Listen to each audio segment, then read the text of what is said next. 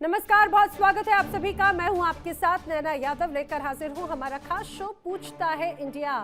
बात करेंगे हॉर्मुज़ पर ईरान की हुंकार की, ट्रंप का घमंड तार तार। जी हां, मिडिल ईस्ट में महायुद्ध की आहट अब और भी ज्यादा तेज हो चुकी है। खाड़ी का समंदर बारूद के ढेर पर बैठा है। अमेरिकी सेना ने दावा किया कि उसने ईरान की 6 छोटी सैन्य नावों को तबाह कर दिया। साथ ही कई क्रूज मिसाइल और ड्रोन हमलों को भी नाकाम किया गया। क्या सचमुच हॉर्मुज़ अमेरिका के कंट्रोल में है, या फिर ईरान ने हॉर्मुज़ में ऐसी चक्रव्यूह एक तरह से तैयार कर दिया जिसमें सुपर पावर भी फंसा हुआ नजर आता है। और इसी बीच राष्ट्रपति डोनाल्ड ट्रंप ने प्रोजेक्ट फ्रीडम ऑपरेशन शुरू किया। इसको लेकर करेंगे विस्तार से चर्चा। स्ट्रेट ऑफ हॉर्मुज़ पर अब सिर्फ तनाव नहीं बल्कि सीधा टकराव नजर आता है। एक तरफ अमेरिका का प्रोजेक्ट फ्रीडम तो दूसरी तरफ ईरान की खुली हुंकार। ट्रंप कह रहे हैं कि समंदर में फंसे जहाजों को निकालेंगे। आपको ट्रंप के प्रोजेक्ट फ्रीडम के बारे में भी बता देते हैं कि आखिर डोनाल्ड ट्रंप का ये प्रोजेक्ट फ्रीडम क्या है जो चर्चा में है। लेकिन तेहरान ने साफ कह दिया है कि हॉर्मुज़ हमारा इलाका है, अगर गलती से भी दखल दिया तो आग भड़क उठेगी। IRGC ने हॉर्मुज़ को लेकर नया नक्शा जारी किया है और पूरी दुनिया को चेतावनी दी कि नक्शे में पूरा का पूरा स्ट्रेट ऑफ हॉर्मुज़ ईरान के कंट्रोल में है। रिवॉल्यूशनरी गार्ड यानी कि IRGC ने चेतावनी दी कि जो भी जहाज ईरानी नियमों का उल्लंघन करेगा उसे रोक दिया जाएगा। यानी हॉर्मुज़ पर ईरान की नई हुंकार ने मिडिल ईस्ट में भूचाल ला दिया। तेहरान ने अब सिर्फ बयानबाजी नहीं बल्कि नक्शे पर अपनी ताकत की नई लकीर खींच दी। इसे इस रूप में समझिए। ट्रंप का प्रोजेक्ट फ्रीडम ऑपरेशन में गाइडेड मिसाइल विध्वंसक 100 से ज्यादा विमान शामिल हैं। और जिस तरह से जानकारी सामने आ रही है, जो प्रोजेक्ट फ्रीडम है, ड्रोन और करीब 15,000 सैनिक भी इस दौरान शामिल किए गए हैं। यूएस ने हॉर्मुज़ में बड़ा अभियान शुरू करने का दरअसल ऐलान कर दिया और यूएस की तरफ से इसे नाम दिया गया प्रोजेक्ट फ्रीडम। प्रोजेक्ट फ्रीडम के अनुसार उनका ये कहना है कि ईरान के द्वारा जो हॉर्मुज़ में किलेबंदी की गई उसे ध्वस्त किया जाएगा। हॉर्मुज़ पर ईरान की नई हुंकार ने मिडिल ईस्ट में भूचाल ला दिया। तेहरान ने अब से बयानबाजी नहीं बल्कि नक्शे पर अपनी ताकत की नई लकीर खींची, ये दावा किया जा रहा है। ईरान के सरकारी मीडिया में जो सैन्य नक्शे जारी किए गए उसने खाड़ी देशों की नींद उड़ा कर रख दी है। पश्चिम में केशम द्वीप से लेकर UAE के अल क्वैन तक और पूर्व में माउंट मुबारक से फुजैरा तक ईरान ने पूरे समंदर के इलाके पर अपने मिलिट्री कंट्रोल जोन का दावा ठोक दिया। यानी दुनिया की सबसे अहम तेल सप्लाई लाइन पर अब ईरान खुलकर दादागिरी दिखा रहा है। इधर अमेरिकी राष्ट्रपति डोनाल्ड ट्रंप ने एक इंटरव्यू में ईरान को धरती के नक्शे से मिटाने की धमकी दी और उसके बाद ईरान ने पलटवार करते हुए अमेरिका को किसी सैन्य कार्रवाई से दूर रहने के लिए कहा है। तेहरान ने अमेरिका को सावधान रहने के लिए कहा। अब सवाल ये कि क्या हॉर्मुज़ तीसरे विश्व युद्ध का ट्रिगर एक तरह से बनने वाला है और क्या ट्रंप का प्रोजेक्ट फ्रीडम ईरान को खुली चुनौती देगा? करेंगे चर्चा। खास मेहमानों का पैनल मेरे साथ में कनेक्ट हो रहा है, वो पैनल से आपको मिलवाऊं, लेकिन उसके पहले आज का सवाल जान लीजिए। क्या हॉर्मुज़ में IRGC की चेतावनी ने महायुद्ध का काउंटडाउन एक तरह से शुरू कर दिया है जिसका डर था?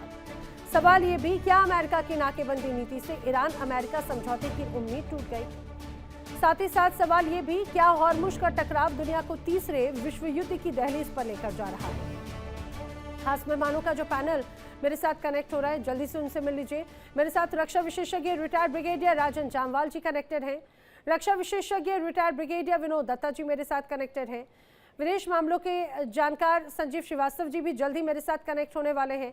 सैयद अली अदनान रिजवी ईरानी मामलों के जानकार विशेषज्ञ के तौर पर मेरे साथ में कनेक्टेड हैं और जल्दी अमेरिका से भी खास मेहमान मेरे साथ में कनेक्ट होंगे। आप सभी का इस पूरी चर्चा में बहुत स्वागत है। लेकिन ब्रिगेडियर राजन जामवाल जी, आपसे चर्चा की मैं शुरुआत कर रही हूँ। मुझे ज़रा ये बताइएगा कि क्या जिस बात का डर था वही होता हुआ नजर आता है? क्या एक तरफ UAE में धमाके होते हैं, दूसरी तरफ हॉर्मुज़ बड़ा सॉफ्ट टारगेट हो चुका है, अब हॉर्मुज़ एक तरह से ट्रिगर पॉइंट बन गया है इस युद्ध का? देखिए, ये युद्ध तो होना ही था। आप ही के चैनल पे कई बार बोल चुका हूँ और कई चैनलों पे बोल चुका हूँ कि भी जो लोगों को लग रहा था हो गई नेगोशिएशन, हो गया, कुछ नहीं हो रहा था, कोई नेगोशिएशन नहीं, कुछ नहीं, दोनों साइडें अपनी अपनी तैयारी कर रही थी। उनको जो करना था, US इजराइल को वो कर रहे हैं, बेसिकली उन्होंने थोड़ी सी फूट डालने की कोशिश कर रहे थे आर्तेश और आईआरजीसी के बीच में। आप थोड़ा इंटरेस्टिंग है, आप जरा ईरानियन कॉन्स्टिट्यूशन है जो उसको पढ़िए। आर्टिकल 143 उनकी जो रेगुलर आर्मी है आर्टिश को बयान करता है, और उसको जिम्मेवारी दी गई है responsible for guarding the independence and territorial integrity of the country as well as order of Islamic republic. Article 150 IRGC को जो 79 के बाद बनी थी उसको डिफाइन करता है। उसको मतलब अगर अंग्रेजी देखे वो बनाई है guarding the revolution and its achievement in brotherly cooperation with other branches of armed forces. Now इसको लेके चलिए एंड लगातार आईआरजीसी को ही महत्व दी गई, ज्यादा पैसे दिए गए एंड वो एक प्रोफेशनल मिलिट्री आर्टिस्ट की तरह मतलब नई कन्वेंशनल थिंकिंग होती है। ये बेसिकली एसिमेट्रिक वॉरफेयर, ये वो जिसको हम आम भाषा में टेररिज्म बोलते हैं, इसलिए वो हिजबुल्लाह, हमास, हूथी ये सारे आईआरजीसी के कंट्रोल में थे, हूथी के कंट्रोल में नहीं थे। जो उनकी बॉर्डर आउटपोस्ट है इस वक्त ईरान की, वो बॉर्डर आउटपोस्ट है वो आर्टिश के कंट्रोल में है। आईआरजीसी जो जहां भी है नॉर्दर्न साइड में है, जहां उसके बेसिस हैं, वो बेसिकली दूसरे टाइप की फोर्सेस को कंट्रोल करते हैं। जी नाउ इनके अंदर अगर आपने ध्यान दिया हो कि जब इजराइल और उसके हमले हुए हैं तो उन्होंने हमेशा आईआरजीसी की लीडरशिप को किया है, और इनके बीच में पिछले 47 साल की लड़ाई है आर्टिश और उसके बीच में, जो आर्टिश लगातार हारती आ रही थी बिकॉज आईआरजीसी रेवोल्यूशन का एक हिस्सा था। ये बना ही कैसे, ये बना था जो मिलिशिया थे ना, मतलब अलग अलग मिलिशिया जिन्होंने मिलिटरीली रेवोल्यूशन लाने में मदद करी थी, उनको इकट्ठा करके एक आईआरजीसी बनाया गया। इसकी जो मतलब वो कन्वेंशनल आर्मी की तरह वो कभी ऑपरेट नहीं करते, ये आज तक अभी चल रहा है। वो मतलब एक किस्म का जैसे मेन हथियार आपका एसिमेट्रिक वॉरफेयर जिसको हम बोलते हैं, एसिमेट्रिक वॉरफेयर को हथियार बना के आगे बढ़ा रहे हैं। नाउ कहानी यहाँ आती है कि अभी एसिमेट्रिक वॉरफेयर की कैपेबिलिटी अभी भी है, कन्वेंशनल उनकी कितनी भी मतलब डैमेज हो गया हो, उनको लग रहा है कि अगर ये हिजबुल्लाह हमास खत्म हो गए कोई बात नहीं, हम एक नया ब्रांड ला सकते हैं, एंड उसी के बेस पे दूसरा आईआरजीसी के लिए सर्वाइवल का मुकदमा है।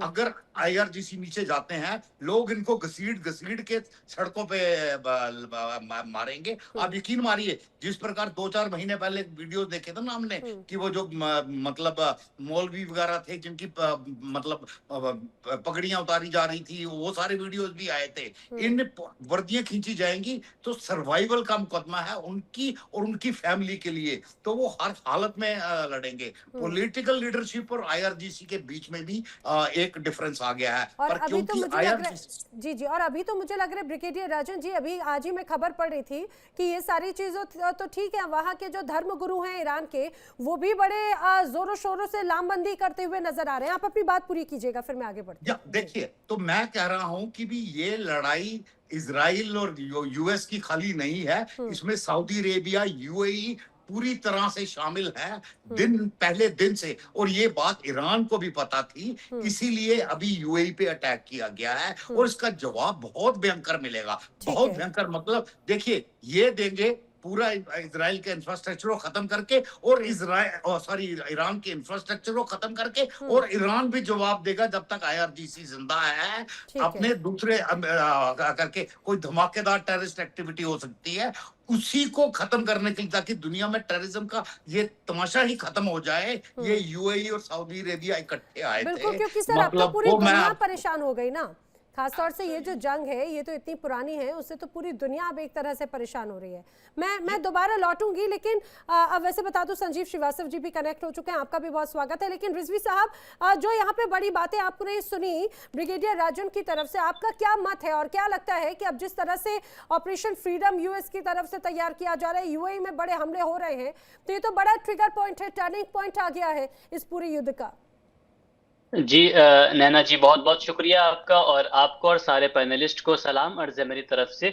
सबसे पहले तो मैं ये कहता चलूं कि जब तक अमेरिका का वजूद इस मिडिल ईस्ट में है, हम्म। तब तक ना टेररिज्म खत्म होने वाला है और ना ही उस पर रुकावट बनेगी। हम्म। ये तमाम तर जो चीजें हैं वो अमेरिका की ही तरफ से हैं। और दूसरी बात ये कि अब तो माशाल्लाह से मीडिया का ईरान में आना जाना भी शुरू हो चुका है। हमारे बहुत से भारतीय मीडिया ईरान पहुंच भी चुके हैं। तब हम्म। ये भी शिकायत नहीं होनी चाहिए कि मीडिया वहां पहुंच नहीं रहा है।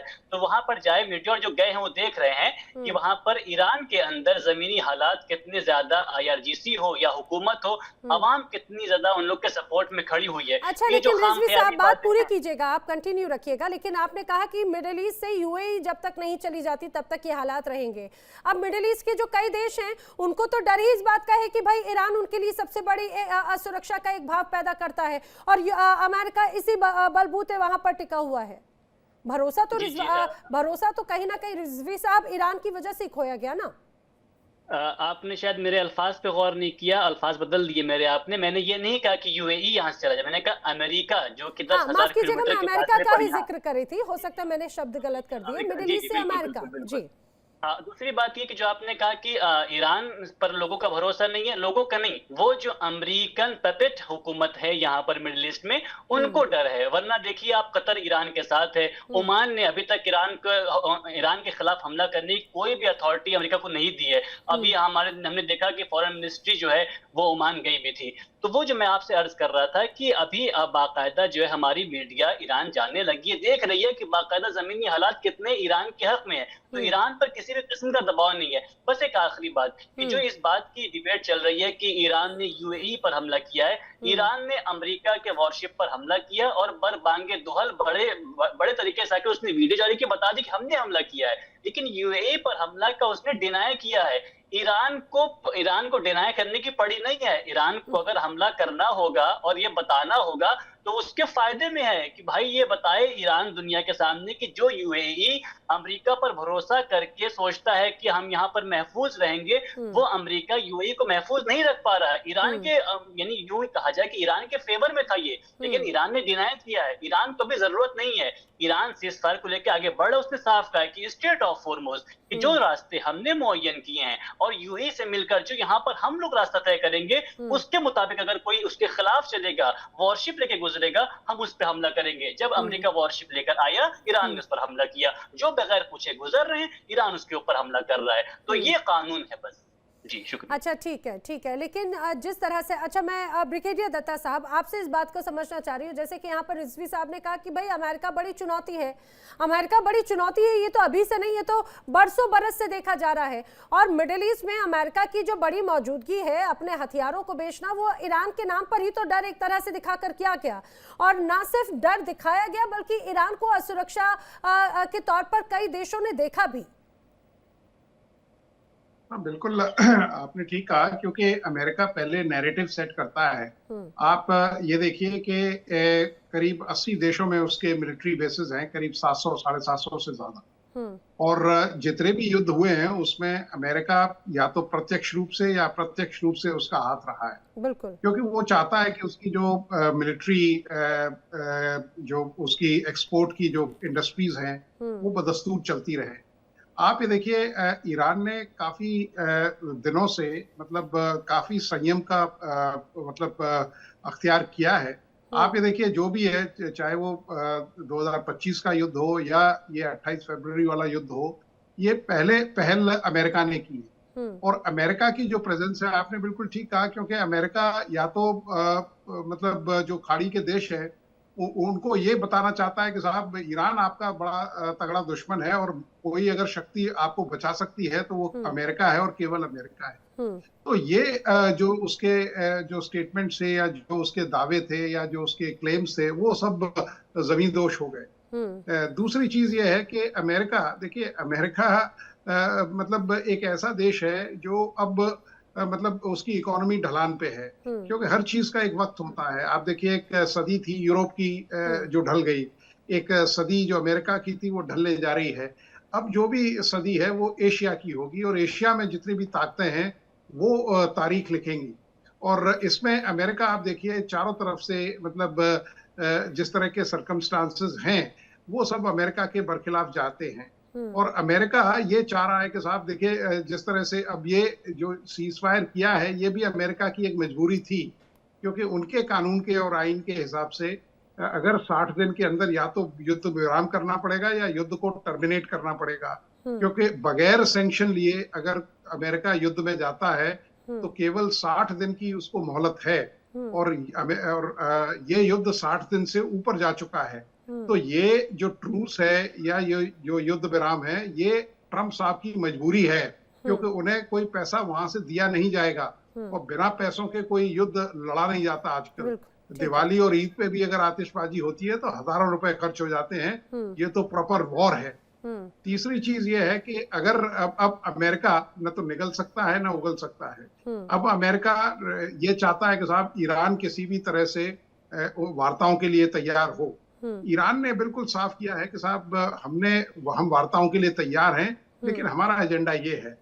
एजेंडा को पहले डिस्कस किया जाए, उसके बाद उसमें कोई रद्दोबदल अगर होती है तो दोनों देशों की या तीनों देशों की जो म्यूचुअल अंडरस्टैंडिंग है उस पर वो किया जा सकता है। लेकिन आप ये इस तरह के वक्तव्य देते हैं कि साहब हम ये कर देंगे, हम उसको ईरान को खत्म कर देंगे, हम स्ट्रेट ऑफ हॉर्मुज को वो कर देंगे। तो ईरान ने भी कई इस तरह के अटैक्स किए हैं जिसमें पूरा मतलब मिडिल ईस्ट कांप चुका है। तो ये अमेरिका को चाहिए कि अगर उसको विश्व शांति लानी है तो, क्योंकि अमेरिका की जो मेनलैंड है वो तो काफी दूर है, ज्यादा इसका खामियाजा क्या होगा? ये जो अमेरिकन बेसिस हैं, मिडिल ईस्ट है और इजराइल, तो यकीनन इन सब लोगों को तैयार रहना चाहिए। और अमेरिका देखिए बिल्कुल विवेकपूर्ण बातें नहीं कर रहा है, क्योंकि आप ये चाह रहे हैं कि साहब वो मतलब किसी भी देश को ये कह रहे हैं कि साहब अपने सारे हथियार मुझे दे दीजिए, और मतलब जैसे भेड़िए ने कहा कि साहब आप मुझे राजा बना दीजिए और उसके बाद मैं वेजिटेरियन हो जाऊंगा। तो ये सब चीजें पॉसिबल नहीं है, क्योंकि ईरान अगर अपनी सॉवरेनिटी संप्रभुता रखना चाहता है तो उसको अपना जो सेल्फ डिफेंस का जो राइट है उसको एक्सरसाइज करेगा और अपनी वो तैयारी करके पूरा रखेगा।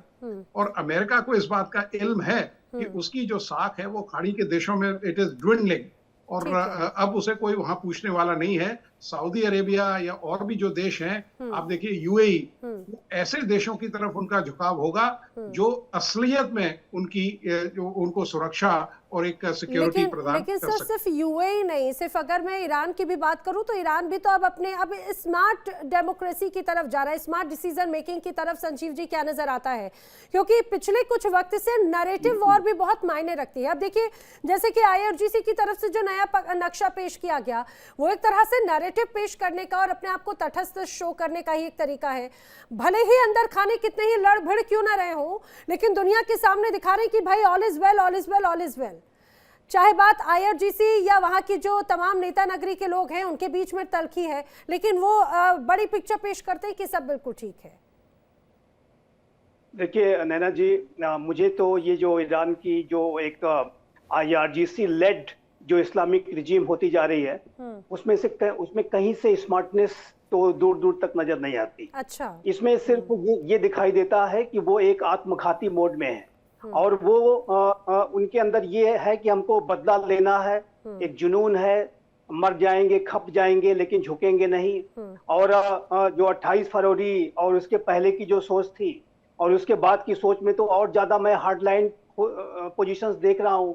अच्छा। और पहले तो वो न्यूक्लियर यूरेनियम इनरिचमेंट पर बातचीत करने के लिए कुछ तैयार भी थे, अभी तो वो भी कह रहे हैं कि नहीं, उस पर भी बातचीत नहीं होगी। और वहीं दूसरी तरफ अब्बास अरागची कभी मॉस्को पहुंच जाते हैं, कभी मस्कट पहुंच जाते हैं, कभी इस्लामाबाद में भी चक्कर लगा लेते हैं, भले से वहां कुछ मिले ना मिले। और उसके बाद जो है ये कहते हैं कि आप ऐसा है कि स्टेट ऑफ हॉर्मुज में हम समझौता कर लेते हैं, लेकिन यूरेनियम इनरिचमेंट के बारे में बाद में बातचीत करेंगे। अमेरिका ने उसको आउटराइटली रिजेक्ट कर दिया। तो और वर्तमान समय में आप देखिए तो उन्होंने तो अब फुजेरा को ही हिट कर दिया है। वहां पर कौन सा यूएस बेस है, वहां पर कौन सी यूएस आर्मी बैठी हुई है। अब ये बहाना भी अब नहीं दे पाएंगे कि हमने सिर्फ यूएस बेसेस को हिट किया है। आखिर फुजेरा को हिट किया है, हमारे 3 भारतीय वहां पे इंजर्ड हुए हैं। और भारत के प्रधानमंत्री श्री नरेंद्र मोदी ने इसकी कड़ी निंदा की है, मैं कोट एंड कोट कड़ी निंदा की है, इसकी भर्त्सना की है। पूरा विश्व इसकी भर्त्सना कर रहा है कि इस तरीके के आप जो है बिहेवियर को शो कर रहे हैं कि ऑयल पाइपलाइंस को आप हिट कर रहे हैं। अभी तक होटल्स और एयरपोर्ट्स और रेजिडेंशियल इलाकों को हिट करने से मन नहीं भरा, तो आप जो है आप ऑयल की पाइपलाइन को भी नहीं छोड़ेंगे। फुजेरा पे क्यों हिट किया? क्योंकि फुजेरा पे लगता है कि यूएई जो है वहां से तेल बेच देगा, तो फिर स्टेट ऑफ हॉर्मुज में जो हम ब्लॉकेट लगा के बैठे हैं उसका क्या होगा? उसका तो कोई असर ही नहीं पड़ेगा, तो क्यों ना फुजेरा को ही हिट कर दिया जाए। और जाहिर है कि ये जो ईरानियन इस्लामिक रिजीम है, इसका जो मोड है वो जैसे मैं कहता हूँ सेल्फ डिस्ट्रक्टिव मोड में है अभी। और जहां तक आतंकवाद को सपोर्ट करने की जो नीति है उसमें कोई परिवर्तन नहीं है। अभी भी जब हिजबुल्लाह इजराइल के बीच में युद्ध शुरू हुआ तो पहली शर्त ये लगा दी कि पहले हिजबुल्लाह पर हमले रोकेंगे तब अमेरिका से हम बात करेंगे। जाहिर है कि आज भी आप आतंकवादियों को सपोर्ट कर रहे हैं, हमास को, हिजबुल्लाह को, हुती को और 13 जो आतंकवादी संगठन पाल रखे हैं। और दुनिया का सबसे बड़ा स्टेट स्पॉन्सर्ड अगर कोई राष्ट्र है टेररिज्म का तो ईरान ही है। पाकिस्तान उसके सामने बौना नजर आता है। और ये जो पूरी इजराइल के प्रति आपका नफरत है कि स्टेट ऑफ इजराइल का नाम तक नहीं लेंगे, जायनिस्ट रिजीम कह के पुकारते हैं और होलोकॉस्ट को डिनाई करते हैं। सऊदी अरबिया भी मुस्लिम राष्ट्र है, बहरीन भी मुस्लिम राष्ट्र है, यूएई भी मुस्लिम राष्ट्र है। ये राष्ट्र तो इजराइल के साथ अपने संबंधों को बढ़ा रहे हैं। बिल्कुल इजराइल को यूएई में अपने एयर डिफेंस सिस्टम तैनात कर रहा है। अब्राहम एकॉर्ड के तहत यूएई ने और बहरीन ने इजराइल को रिकॉग्नाइज कर लिया था। आखिर उनको इजराइल से खतरा नजर नहीं आता। क्या लग रहा है, क्या ये सिर्फ ईगो की लड़ाई बनती हुई नजर आ रही है क्या? क्योंकि अगर मुस्लिम राष्ट्र की बात है तो वो एक्सेप्टेंस या ईगो की लड़ाई है क्या ये ईरान और इजराइल की? ये आपने अच्छा ये अपने पॉइंट उठाया है। ईगो की लड़ाई तो पहले, मैं बाद में आऊंगा। सबसे पहले तो ये कहता हूं मैं कि ये बिल्कुल एक मूर्खतापूर्ण सोच है। ये जो इसमें जरा भी कहीं कोई बुद्धिमत्ता नहीं दिखाई देती, कोई विवेक नहीं दिखाई देता कि आप जो है दूसरी सिविलाइजेशन को नष्ट ही कर देना चाहते हैं। और वहीं एक स्टेटमेंट डोनाल्ड ट्रंप ने दे दिया कि आज की रात हम आपकी सिविलाइजेशन को नष्ट कर देंगे, तो पूरी दुनिया में प्रोपेगेंडा कर रहे हैं कि जो है अमेरिका हमको ऐसी धमकी दे रहा है। अरे अभी तो इजराइल को नष्ट कर देना चाहते हैं। आपके अंदर न्यूक्लियर वेपन्स को लेकर के अमेरिका और इजराइल में इतनी चिंता इसलिए है क्योंकि ये इस्लामिक रिजीम के अंदर ये लगता है कि हमारे पास जिस दिन आ गया उस दिन तो हम इजराइल को वर्ल्ड मैप से ही मिटा देंगे। ये हिटलर वाली जो सोच है वो आज की 21वीं सदी के तीसरे दशक में भी आप कायम किए हुए हैं। ये बड़ी बात कह रहे हैं संजीव जी। ये क्या सोच है, किस तरीके की सोच है? जब तक आप संजीव जी की बात, अरे एक मिनट मैं बात कर लूं अपनी कंप्लीट। जब तक इस तरीके की सोच में आप बदलाव नहीं लाएंगे और जब तक कुछ कंस्ट्रक्टिव अप्रोच नहीं लाएंगे और डायलॉग अमंग सिविलाइजेशंस के बारे में नहीं सोचेंगे, क्लैश ऑफ सिविलाइजेशन जो शैतानी सोच है उसके ऊपर चलेंगे, तब तो युद्ध होंगे ही। और इसी तरीके की सोच रही तो ये युद्ध भी बहुत लंबा चलने वाला है, इतना मैं बता देना चाहता हूँ। ठीक है जी, रिजवी साहब। जी कई मर्तबा नैना जी मेरे साथ, संजीव जी मेरे को पैनलिस्ट रहे हैं और हर बार मुझे जो डिसअपॉइंटेड होता है, मुझे बहुत अफसोस होता है कि इस बात का अफसोस खास होता है कि वो जो है अपने बयान को कभी कभी जो है इंडियन पॉलिसी से आगे लेके चले जाते हैं। हम जो भी यहाँ पर तहलील करते हैं वो कम से कम इंडियन पॉलिसी के चहारचौक में रहकर बात करते हैं। भारत के बारे में भी सोचता हूँ, मानवता के बारे में भी सोचता हूँ, संवाद के बारे में सोचता हूँ, कॉन्फ्लिक्ट के बारे में नहीं सोचता। मैं एक कंस्ट्रक्टिव सोल्यूशन की बातें करता हूँ। मैं कभी भी जो है बिना किसी फैक्ट्स के बिना बातें नहीं करता। अच्छा सुनिए। अच्छा रिजवी साहब, अगर भारत की पॉलिसी की बात करते हैं, भारत ने कभी विध्वंस की बात नहीं की, हमेशा शांति स्थापित और वार्ता की बात कही है। मेरी बात पूरी नहीं हुई, मेरी बात नैना जी पूरी नहीं हुई है। मेरी बात पहले पूरी तो हो जाए। बीच में जो है कभी ये बर्दाश्त ही नहीं कर पाते कि जो है मेरी बात पहले पूरी सुन ले। मैं सिर्फ ये कहना चाह रहा हूँ कि हमारे हिंदुस्तान की पॉलिसी ईरान को ऐसा देश नहीं मानती जो आतंकवाद को सपोर्ट करता है, पहली बात। दूसरी बात ये कि हमारा हिंदुस्तान ना ही हिजबुल्लाह, ना ही हुती और ना ही हमास को आतंकवादी संगठन नहीं मानता है। तो ये जो पाकिस्तान से मिला रहे हैं ये सबसे बड़ी गलती है। और दूसरी बात बदल रहे हैं, हम जो गोल पोस्ट बदल रहे हैं। आज भारत के प्रधानमंत्री का बयान आप देखिए, फुजेरा में जो हमला हुआ है उस पर भारतीय प्रधानमंत्री ने क्या लिखा है अपने ट्वीट में? ये जो है अभी आप आ गए हिजबुल्लाह हुती पे 60 साल। सर आपकी उम्र न जाने कितनी होगी, मुझे 60 साल से ऊपर तो होंगे आप, आपको इतना नहीं अब तक हौसला। अरे इतना ऊपर मत लेकर जाइए रिजवी साहब जी। मैं कह रहा हूँ, बताइए, आप तो कम से कम 20 साल के ही लग रहे हैं। आपकी बात सुन रहा था, आप मेरी बात सुनिए। तो मैं कहना दूसरी बात ये कि आपने अपने पूरे वक्तव्य में सिर्फ ईरान, ये ईरान, वो ईरान ने ऐसा कर दिया वैसा कर दिया, लेकिन एक लफ्ज इनके मुंह से ये नहीं निकला कि जो अमेरिका ने नाजायज हमला किया था वो गलत था, वो नहीं कह पा रहे। डायलॉग के बारे में मैंने किससे बात की है? डायलॉग किया अपने आप क्यों करेंगे आप? डायलॉग की अगर बात मैं कर रहा हूँ तो अमेरिका से ही तो डायलॉग करेंगे या अच्छा इजराइल से रिजवी डायलॉग साहब, करेंगे। अच्छा रिजवी साहब, एक बात तो मानते हैं कि ये अब ईगो की लड़ाई बन गई है क्या? ये बात तो मानते हैं 21वीं सदी में भी जब बाकी सारी इस्लामिक कंट्रीज अगर इजराइल को एक अलग रूप में देखती है, आप वहां पे नामो निशान मिटाने की बात करते हैं। जी जी, ये बात बारहा कही है। पहली बात तो मैं इसका जवाब दे दूं नैना जी।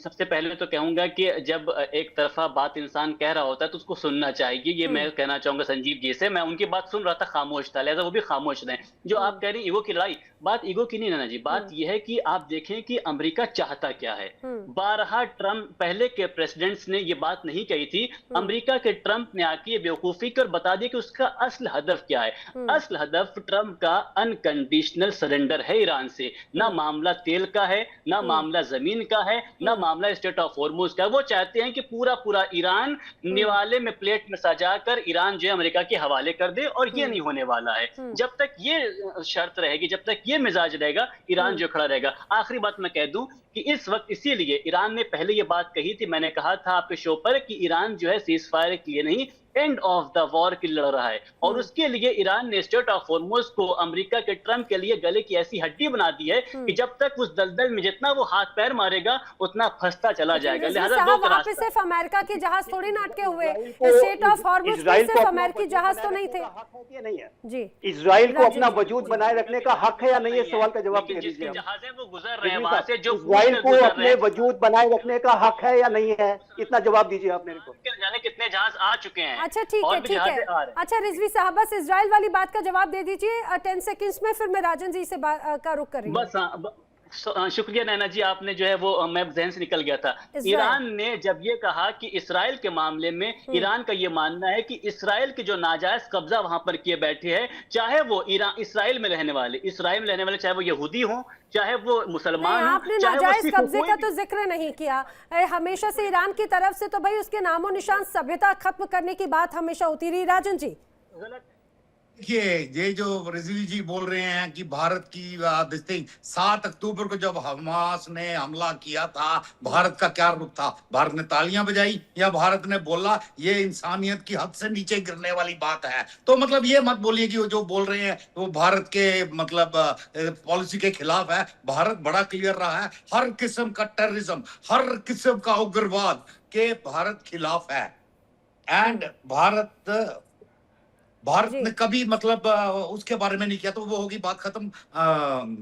मतलब जो भी टेररिज्म के बारे में बात कर रहे थे, भारत का बड़ा क्लियर स्टैंड रहा है उसके ऊपर। अब देखिए, जब नॉट सिर्फ जब इजराइल के प्रधानमंत्री तब बोला, उसकी यहाँ से भी बोल रहे हैं हर किस्म के टेररिज्म में। तो इस मामले में पाकिस्तान से तुलना मेरे लिहाज से बिल्कुल सही थी। एक्चुअली पाकिस्तान ने तो ईरान से सीखा है। ईरान शुरू से ही बना ही जो जिस मकसद से बना था, वो अभी भी 680 सदी में जी रहे हैं, वो अभी भी करबला की लड़ाई लग रहे हैं। आज के प्रवेश में ऐसे दूसरा उन्होंने बोला कि अमेरिका वांट्स कि पूरा ईरान सरेंडर कर दे। अरे ईरान की सरेंडर जरूरत नहीं है, उसकी सेना की भी जरूरत नहीं है, सिर्फ वो आतंकवादी संगठन IRGC सरेंडर करते, वो काफी है पूरी दुनिया के लिए। IRGC जो इन सारे तीनों हमास हूथी, अब बताइए कि हमास हूथी हिजबुल्लाह है क्या चीज? आप बताइए, जस्टिफाई कीजिए क्यों उनको फाइनेंस किया गया, क्यों दूसरे देश में जाके उनको बनाया गया?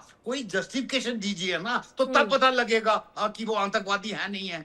उनकी कुछ जस्टिफिकेशन दीजिए कि क्यों खड़ा किया गया उनको और किस मकसद से खड़ा किया गया, और वहां की सरकार के मतलब खिलाफ भी वो काम करते हैं। तो मतलब let us not try to justify the defend the indefensible कि उसको ताना है। खाली लड़ाई मैं ईरान के खिलाफ नहीं है, मैं मानता हूं IRGC के खिलाफ है, और IRGC को हराया जा सकता है। ऑलरेडी पॉलिटिकल डिसेंशंस खत्म हो गई हैं। आप देखते रहिए, अभी आतिश और IRGC के बीच में क्या जंग शुरू होती है। बिकॉज IRGC के अंदर जहां तक मेरी खबर है, खाली ईरानियन नहीं है, उन्होंने दुनिया भर के जो होते हैं ना कट्टर, वो इकट्ठे करके रखे हैं करके। And it is not exactly a professional army, it's an army जिसको आर्मी ट्रेनिंग दी गई है, पर बेसिकली क्वालिफिकेशन IRGC के लिए क्या है, दे गो थ्रू द सेमिनरी। आप उनका ट्रेनिंग सिलेबस देखिए कितना हैवी सेमिनरी से गुजरते हैं, मतलब द मिलिट्री ट्रेनिंग से ज्यादा महत्व रिलीजियस ट्रेनिंग पे है। नाउ दैट इज उस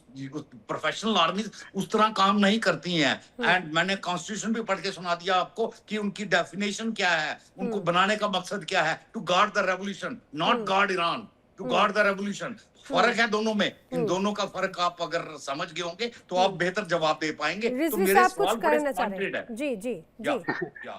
वो जो है नैना जी, इन्होंने GC का तर्जुमा कर दिया लेकिन IR का नहीं किया है।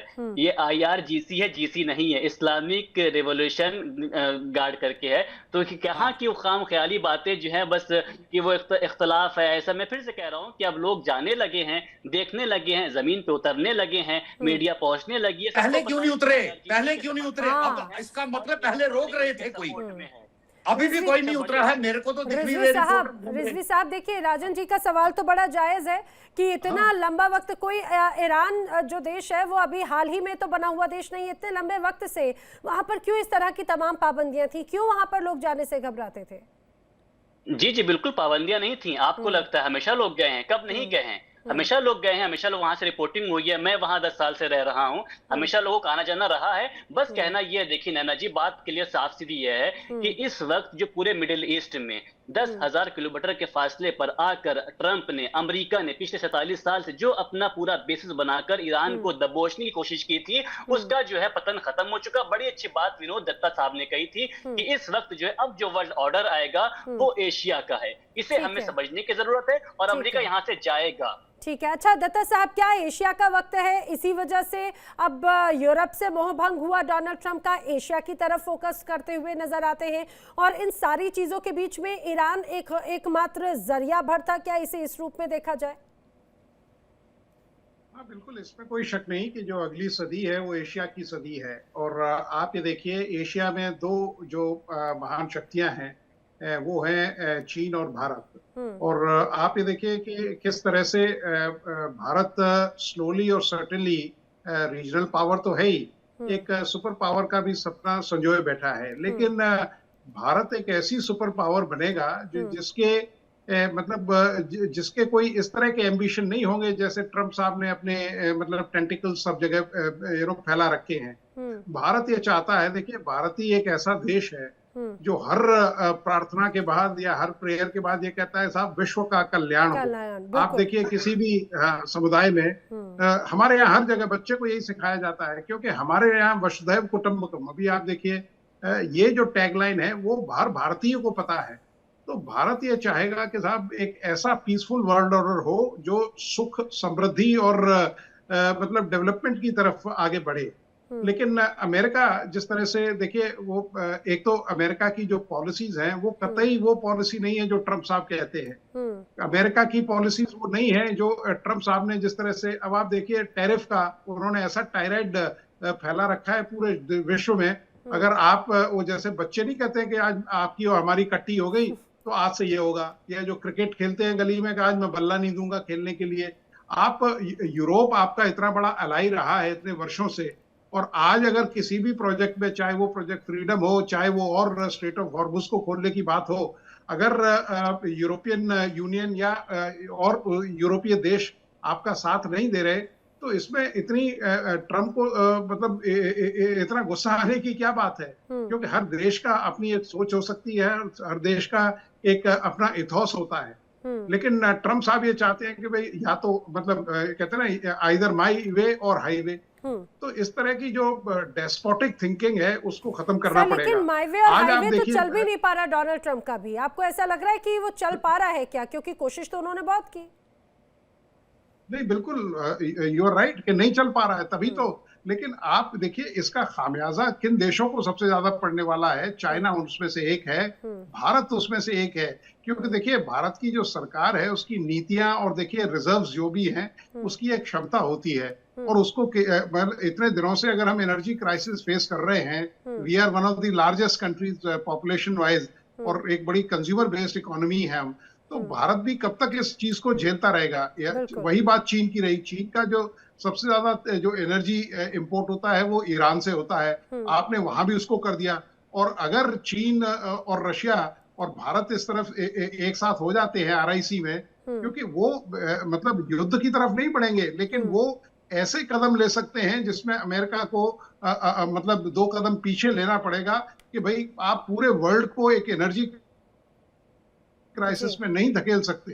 क्योंकि ये चीजें देखिए आज बड़ी अच्छी लग रही हैं। भारत सरकार ने काफी आपको सब्सिडीज दी हुई हैं, लेकिन वो कब तक इन सब चीजों को खींची जाएगी? और जिस दिन ये क्राइसिस और ज्यादा बढ़ जाएगी, उस दिन मतलब इंडिया में भी मतलब काफी चैलेंजेस सरकार के सामने खड़े हो जाएंगे, जिनको संभालना थोड़ा सा मुश्किल हो जाएगा। ठीक है, देखिए लेकिन यही तो बात हो जाती है सर कि आखिर अब ईरान को भी कंट्रोल करना है, साख भी बचाना है, अपनी इमेज भी बचाना है, अमेरिका के लिहाज से भी जो तमाम डिसीजंस लिए हैं, गिरती अर्थव्यवस्था या जो पूरी इमेज है उसको भी डैमेज कंट्रोल करना है। अमेरिका से ही हमारे साथ में एक और खास मेहमान कनेक्ट हो चुके हैं, भूराष्ट्रनीतिक विशेषज्ञ रवि करकरा जी। आपका भी बहुत स्वागत है रवि जी।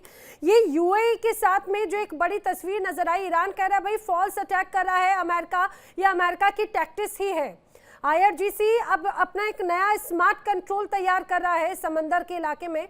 वो कह रहा है हम ये तय करेंगे कौन गुजरेगा और कौन नहीं गुजरेगा, भले ही अमेरिका की तरफ से कैसे ही कोई जितने ही कोई प्रोजेक्ट क्यों ना शुरू कर दिए जाए, प्रोजेक्ट फ्रीडम जैसे। सभी को प्रणाम। नैना जी, आपने बहुत इंपॉर्टेंट सवाल पूछा है कि ये कल ही आपके चैनल में मैंने बोला था। अगर आप विवेक की इस पैनल पे देखेंगे तो मैंने यही कल बोला था कि इसके 2 सिनारियो हैं। पहला सिनारियो ये है कि अभी ईरान में इतना ज़्यादा लीडरशिप का पता नहीं कि कौन डिसीजन ले रहा है। तो मैंने बोला पहला सिनारियो ये है कि विदाउट द लीडरशिप आईआरजीसी जो है वो चाहता नहीं है कि यहाँ पे जो है आपका पीस प्रोसेस आगे बढ़े। तो ये बड़ा क्लियरली मैंने कल बोला था। दूसरा सिनारियो ये क्यों है नहीं चाहता? कि वो अच्छा, वैसे रवि जी क्यों नहीं चाहता? ऐसी कोई भी संस्था आखिर क्यों नहीं चाहेगी कि उसके देश में शांति स्थापित हो? ऐसी कोई भी संस्था आखिर क्यों ये चाह रही है कि ये युद्ध चलता रहे, अनंत काल तक चलता रहे, अपने नेता, अपने लोग, अपने अधिकारी सब जान गंवाते रहे? देखिए नैना जी, अभी जो इश्यू बन गया ना वो सबके ईगो का बन गया है कि वो दिखाना चाहते हैं, क्योंकि इसमें जो है मेरे हिसाब से अमेरिका भी हारा है और ईरान भी हारा है। पर बाद में जब ये युद्ध जब खत्म होगा तब वो दोनों ही बोलेंगे कि हम दोनों ही जीते हैं, क्योंकि इनकी जो ऑडियंस है वो जो है अपनी डोमेस्टिक ऑडियंस है अमेरिका की। पर ईरान की सबसे बड़ी गलती ये हुई है कि ईरान ने क्योंकि इतना ज्यादा उनके हाथ से भी फिसल चुका है इंटरनल मामला कि आप यूएई, मैंने कल ही बोला था, मैं तो अगले हफ्ते दोबारा अपने जीसीसी दौरे के लिए, बिजनेस दौरे के लिए जा रहा था, और उसको मैंने फिर अभी एक तरह से पॉज किया है, क्योंकि आपको पता ही है कि जब भी होता है तो होता क्या, फैमिली गेट्स पैनिक करती है। पर ऑन योर पॉइंट देखिए कि अभी भी पीट हेगसेथ जो है, अभी अगर आप देख रहे हैं, अभी प्रेस रिलीज हो, अभी प्रेस कॉन्फ्रेंस कर रहे हैं 8 बजे हैं सुबह के यहाँ पे, और यहाँ पे वो यही कह रहे हैं कि वो क्लियरली, वो जो प्रेस कॉन्फ्रेंस है वो क्लियरली सिग्नल है पूरे अपनी डोमेस्टिक ऑडियंस को देने के लिए कि अमेरिका के अंडर सब कुछ कंट्रोल में है, और कंट्रोल में कुछ नहीं है। तो अमेरिका और ईरान के चक्कर में और चाइना के चक्कर में पूरी दुनिया की जो अर्थव्यवस्था जो है वो बहुत ज्यादा इम्पैक्ट है। ईस्ट कोस्ट में अब ये जो अगर आप गैस प्राइस देखें, कभी नहीं गई $5 पर गैलन, इसकी बात हो रही है, ये प्रिडिक्शन है। और वेस्ट कोस्ट में $8 पर गैलन, ये बहुत ज्यादा हाई कीमत है, और इसका ज्यादा इम्पैक्ट जो होगा वो फूड प्राइसेस में, कमोडिटी मार्केट में बढ़ेगा। तो आपका जो प्रश्न है क्यों नहीं चाहता ईरान देखिए, अगर लोकतंत्र होता तो मैं बोलता कि वो लोगों का भला चाहता है। अब ये अभी बहुत इंपॉर्टेंट बात बोली, लोगों की आवाज तो बिल्कुल आपको पता आएगी नहीं कभी। अब ये जो पूरी रजीम है, अब क्या अंदर कोई एक और कॉन्फ्लिक्ट चल चुका है? क्योंकि कल स्टेटमेंट्स भी कुछ आई हैं कि हमने नहीं किया, मिस फायर हो गया। अब ये जो है उसको बोल रहे हैं कि ये अमेरिका कराएगा। आई थिंक अमेरिका और तो सारे लोग लोकतंत्र जो की है तो ना वो वो बात 60 कहते दिन हैं, के बाद पहले लोग वाली रिजीम इकोनॉमी तो को, कह रहे हैं कि बदल गई, आयतुल्लाह अली खामनेई वाली रिजीम और अभी के रिजीम में अंतर आपको नजर आ रहा है क्या? देखिए बहुत ज्यादा फर्क है। देखिए ये जो रिजीम है ये ज्यादा हार्डकोर है, आयतुल्ला जी के टाइम पे ये कभी भी जीसीसी कंट्रीज को अटैक नहीं करते। यहाँ पे ये जो रिजीम है, ये इनने वो किया है जो कोई सोच नहीं सकता था। लेकिन अरे उनके देखिए घर ये में जो है हमला हो कोई गया रवि करकरा जी, उनके अपने नेता जिन्हें वो पिता तुल्य मानते थे उनकी हत्या कर दी गई, कई इंफ्रास्ट्रक्चर्स को निशाना बना दिया गया, तो अब वहां पे कोई नैतिकता बचती है क्या? लेकिन सबसे बड़ी विडंबना, सबसे बड़ा सवाल यही है कि नेता कौन है और कौन डिसीजंस ले रहा है। अगर आईआरजीसी में भी, अगर वो कह रहे हैं कि आईआरजीसी में भी फ्रैक्शंस हो गए हैं, कुछ जो है वो पाकिस्तान सपोर्टेड आईआरजीसी से, क्योंकि पाकिस्तान भी कह रहा है कि हमको देखो हमारी पीस प्रोसेस खत्म हो गई, हमको अपना कुछ ना कुछ दिखाना है। तो अभी जो क्वेश्चन देखिए, बहुत बड़ी कंट्री है, बहुत पुरानी सभ्यता है। तो अभी जो दिक्कत जो हमको बिल्कुल नहीं पता लग रही है, और ये एक तरीके का एक ग्रे मैटर हो गया कि ठीक है, नेता कौन है, कौन डिसीजन ले रहा है, क्योंकि आईआरजीसी जो है वो तो बिल्कुल नहीं ठीक है। मान रहे आपकी इनकी इस जो बात भी पे रिजवी साहब कुछ रिप्लाई कर रहे हैं, शायद इत्तेफाक नहीं रखते आपकी इस टिप्पणी से। जी जी बस नैना जी, मैं यही कहूंगा कि आपका सवाल था कि खामनेई साहब की हत्या सही थी या गलत, तो उसके बजाय रवि जी ये कह रहे हैं कि वहां की लीडरशिप कौन संभाल रहा है। पहले एक चीज को आप गलत बताइए। दूसरी बात ये कि 8 दिन के बाद मुश्तबा अली खामनेई साहब जो है वो वहां के रहबर चुन लिए गए हैं और मुसलसल उनके बयानात हमारे सामने आ रहे हैं। वो आईआरजीसी को भी निर्देश दे रहे हैं। वो जो आज 60 दिन के बाद भी आवाम जो जमीन पर खड़ी है वो अपने शौक से नहीं खड़ी है, उसको भी मुश्तबा खामनेई साहब ने अपने बयान से रोक रखा है। रिजवी और साहब, लेकिन बात तो ये कही जा रही है कि जो डिसीजंस दिए जा रहे हैं वो तो डिसीजंस मेकर जो है वो आईआरजीसी है, वो सीधे बता देती है कि भाई ये डिसीजन है, उस पर सिर्फ एक तरह से हामी भरी जा रही। राजन जी शायद आपकी इस बात पे कुछ कह रहे थे। जी राजन सर, आप इत्तेफाक रखिए। देखिए जो नए खोमेनी साहब हैं वो भाई कभी शक्ल तो दिखा दें, जिंदा भी हैं या किस हालत में हैं, मतलब कि उनके हुक्म से चल रहा है। अरे यार क्या बोल रहे हो, इतने दिन हो गए हैं, अमेरिका खुला बोल रहा है हमने टांग तोड़ दी, मुंह बिगाड़ दिया, बात नहीं करने लायक हैं। अरे यार अगर गलत है तो आओ ना सामने, अगर गलत है तो आओ ना सामने। तो ऑब्वियसली आईआरजीसी चला रही है सारा कुछ इस वक्त, और आईआरजीसी का भी फैक्शन चला रहा है। मैं एक और बात करता तो अपना ब्रिगेडियर विनोद ने अब ये सेंचुरी, एशिया की सेंचुरी की बात करी, मैं बिल्कुल सहमत हूँ, पर इसमें को मैं थोड़े अरब संदर्भ में ले जाना चाहता हूँ। उन्होंने जो भारत के बारे में बोला बिल्कुल सही, ठीक है, चाइना भी है, अरब भी इस वक्त जा रहा है एक अरब यूनियन की तरफ। जिस प्रकार यूरोपियन यूनियन है, ये अरब यूनियन भी एक बन रही है। ये जो रेत में लकीरें मार के गए थे ना अंग्रेज दूसरे विश्व युद्ध के बाद, और जो कबीला था उसके सरदार को उठा के वो सुल्तान बना दिया, और यमान शमान ये सारे बने आए, ये रातों रात गायब नहीं होंगे। The start point is Arab union, इस पे बात चल रही है। ये नहीं बन सकती अरब यूनियन जो जब तक ईरान का ये रजीम जिंदा है। यानी कि ईरान एक अलग सभ्यता है, ईरान इस अरब यूनियन में शामिल नहीं किया जाएगा, पर बाकी अरब अगर इकट्ठे हों और अरब यूनियन बने, ये एक एशिया में एक लेकिन और सर ताकत अमेरिका बन थोड़ी ना सकती है। चाहेगा ऐसा हो, अमेरिका बिल्कुल नहीं चाहेगा। यू विल बी सरप्राइज कि इंटरेस्ट अलाइन हो रहे हैं। ये सब होता है जब इंटरेस्ट अलाइन होते हैं। अच्छा, अमेरिका, हाँ दैट, वही तो मैं बोल रहा हूँ कि भाई आप युद्ध के कारण नहीं समझ रहे, अमेरिका के कारण इकोनॉमिक है। आप बोल रहे इकोनॉमिक लॉस हो रहा है, मैं कह रहा हूँ उल्टा।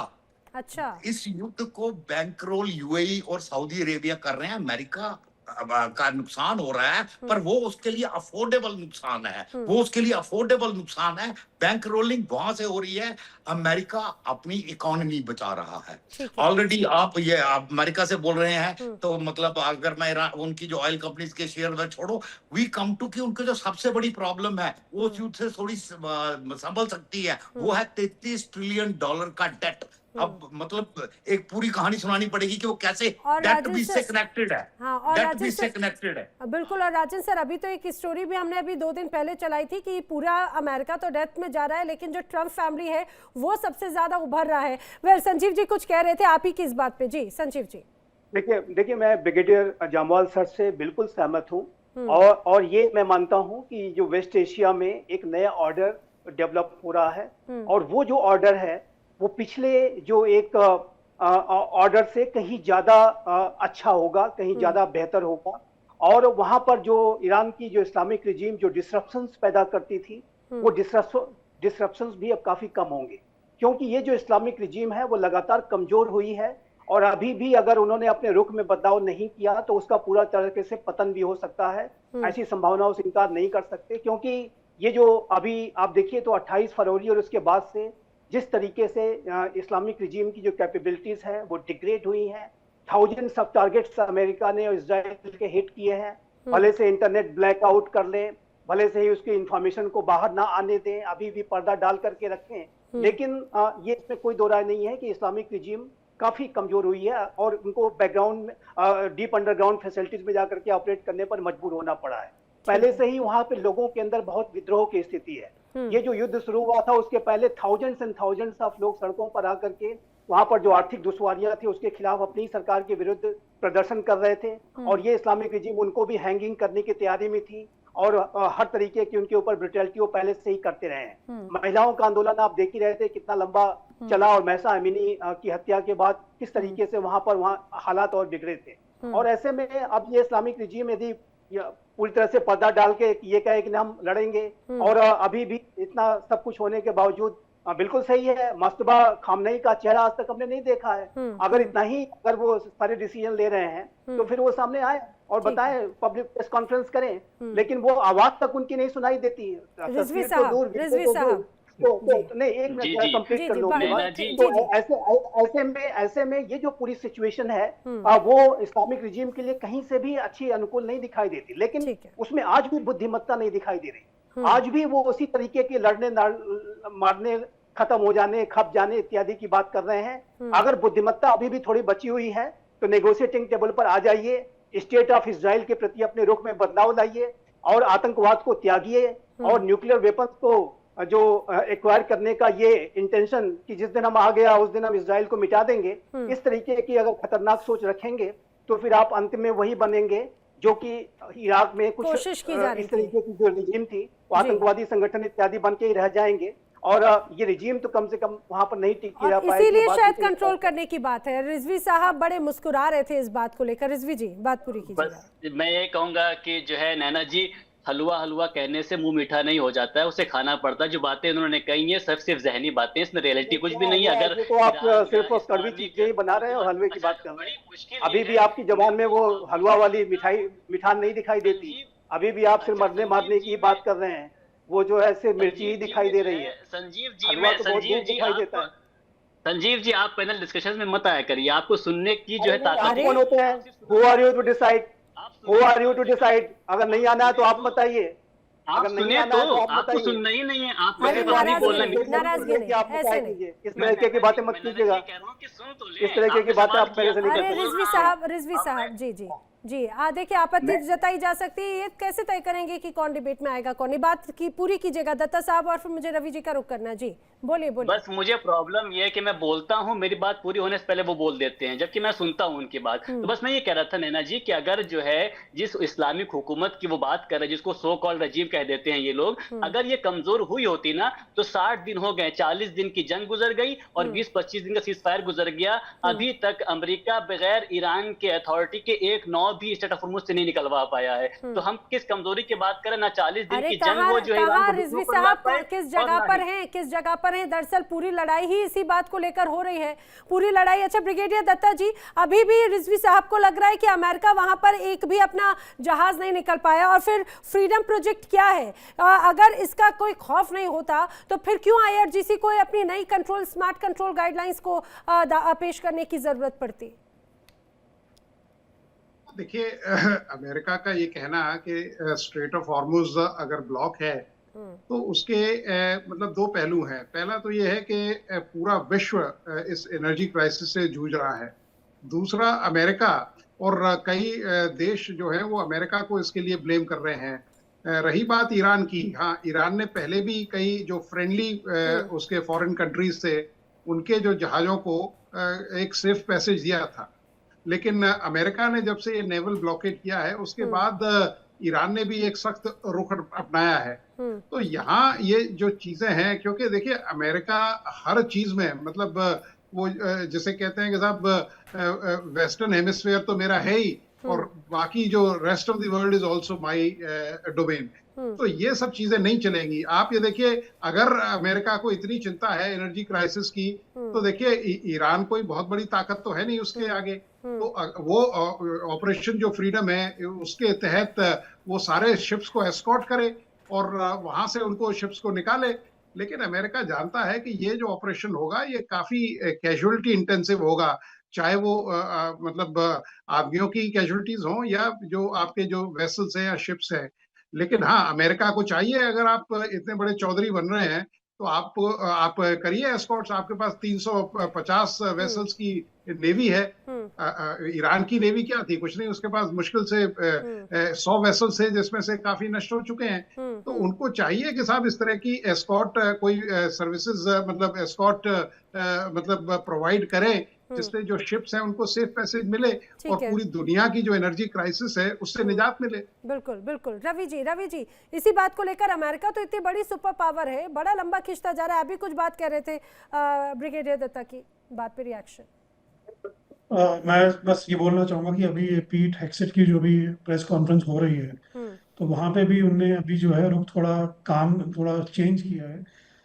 पर यही बोला है क्योंकि अमेरिका की सबसे बड़ी प्रॉब्लम ये है कि America boots on the ground नहीं, मतलब कि जो जमीनी जो लड़ाई है वो नहीं लड़ सकता, क्योंकि उसका सीधा रेपरकशन रिपब्लिकन पार्टी पे है और ट्रम्प एडमिनिस्ट्रेशन पे है। क्योंकि उन्होंने काफी अफगानिस्तान, वियतनाम और लिस्ट जो है बहुत लंबी है। उनको इतना तो पता है उसको जो है बिल्कुल जो है अप्रूवल नहीं मिलेगा कांग्रेस से, वो बहुत क्लियर है। अभी भी वो गेम खेल रहे हैं। अब वो क्वेश्चन मार्क्स उठाए जा रहे हैं कि 65 डेज हो गए हैं, अब अभी कांग्रेस के पास आए नहीं, वो 30 डेज का बोल रहे हैं कि हम लोग ये खत्म करने वाले हैं।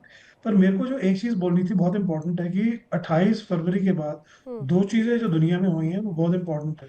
पहला जो है कि बहुत क्लियर है कि अमेरिका जो कोशिश कर रहा है दिखाने के लिए कि मैं सुपर पावर हूँ, बिल्कुल है, पर फैक्ट ये है कि आज अमेरिका इतना ज्यादा आइसोलेटेड हो गया है कि उसको आज भी साउथ कोरिया को बोला है कि आपके देखो शिप पे अटैक हुआ तो आपको आके लड़ना चाहिए। तो ये बहुत क्लियर हो गया कि अमेरिका बहुत इस आइसोलेशन का मुख्य रीजन कौन है, अमेरिकी पॉलिसीज या मुख्य तौर से Donald Trump? Donald Trump, absolutely Donald Trump और उसके साथ वाले जो जितने भी उसके जो एडवाइजर्स हैं। और ये बहुत ज्यादा अमेरिका को बहुत बड़ी एक चोट पड़ी है। और ये जो हम लोगों ने पहले भी बात की थी, reordering of the world order. दूसरा जो मुझे लगता है बहुत बड़ा नुकसान हुआ है, जो ईरान ने जो एक बहुत ज्यादा एक ठीक जो एक स्टैंड लिया है, उनकी भी अब उनकी तरफ से सोचे तो वो कहेंगे बिल्कुल ठीक है। पर जो ईरान ने जो जीसीसी को जो किया अटैक, और जो कल वो चाहे मिसफायर हुआ है चाहे कुछ भी है, तो यहाँ पे यूरोपियन यूनियन ने फिर कमेंट दिया, आपने देखा पहली बार कंडेम किया इसको। आज प्राइम मिनिस्टर मोदी ने भी कंडेम किया है। और ईरान को जितना ज्यादा मिला था पहले सपोर्ट, वो ईरान जो है वो ट्रम्प के जाल में फंसता जा रहा है, जिसमें ईरान को और भी ज्यादा साइडलाइन और आइसोलेट किया जाएगा। तो ये एक तरीके से ईरान जो है वो अमेरिका का जो एक बड़ा षड्यंत्र है और पॉलिटिकल जो गेम है उसमें वो फंस चुका है। और तो मुझे ये लग रहा है कि देखिए नुकसान आपने जिस तरह से कहा कि जो नाव है ना वो कहीं ना कहीं अमेरिका को भी पता है कि वो उसमें छेद हो चुका है और उसको बचाने के लिए अभी हाथ पैर लगातार डोनाल्ड ट्रंप की तरफ से मारे भी जा रहे हैं। और जैसे आपने कहा अभी प्रेस कॉन्फ्रेंस में बाकायदा पीट हेग्सेट की जो बयान है, बातचीत, उसमें उनके सुर भी बदले हुए नजर आते हैं। भले ही ऑपरेशन प्रोजेक्ट फ्रीडम का जिक्र किया जा रहा हो, लेकिन उसे भी एक तरह से सॉफ्टली वो हैंडल कर रहे हैं। लेकिन आगे कितना सक्सेस होता है ये देखने वाली बात है। आप सभी मेरे साथ इस चर्चा में शामिल हुए, आप सभी का बहुत बहुत शुक्रिया। और वक्त एक छोटे से ब्रेक का, लेकिन इंडिया डेली अब आपके स्मार्ट टीवी पर भी मौजूद है। इंडिया डेली 24/7 अब आप लाइव देख सकते हैं इन अलग अलग प्लेटफॉर्म्स पर। देखिए इंडिया डेली 24/7 अब आपके स्मार्ट टीवी पर। इंडिया डेली मौजूद है सभी डिजिटल प्लेटफॉर्म पर लाइव और लगातार। इंडिया डेली 24/7 हर दिन राष्ट्र को समर्पित।